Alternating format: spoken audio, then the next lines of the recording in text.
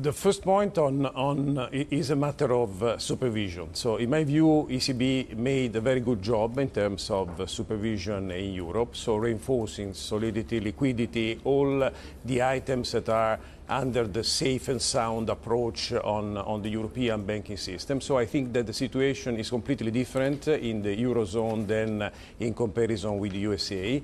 In Switzerland, there has been specific case, but Credit Suisse was under some problematic situation that there are a lot of years that are under a potential negative situation. So I think that there are some cases that can be considered not as a proxy of the system. Also, the business model of European banking sector, and especially Italian banking sector, is a safe and sound business model, mainly relating on the wealth management of the households.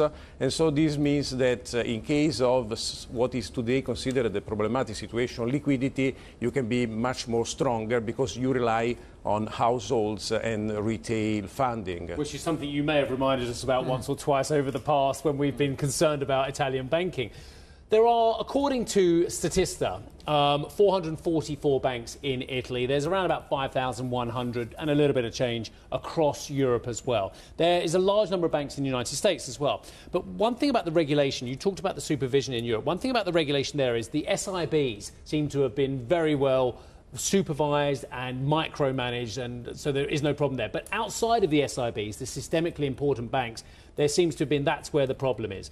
In Europe, is the supervision across the broad banking sector as robust as we would hope it would be, bearing in mind the problem we've seen in the States? But absolutely, because the level of supervision is really fragmented until the very low dimensions banks. So there are banks that are 10 billion euros assets that are under the supervision of the ECB. So the unbelievable situation of USA is that you have banks that in Italy can be considered systemic that are absolutely not under control of a supervisor. So this means that you can really have problematic in terms of liquidity. And the only point of a bank can collapse is on liquidity, is not on capital. In European sector, you have a supervision, in my view, that is really under the control also for the very small banks. So that's a factor of solidity and stability in Europe.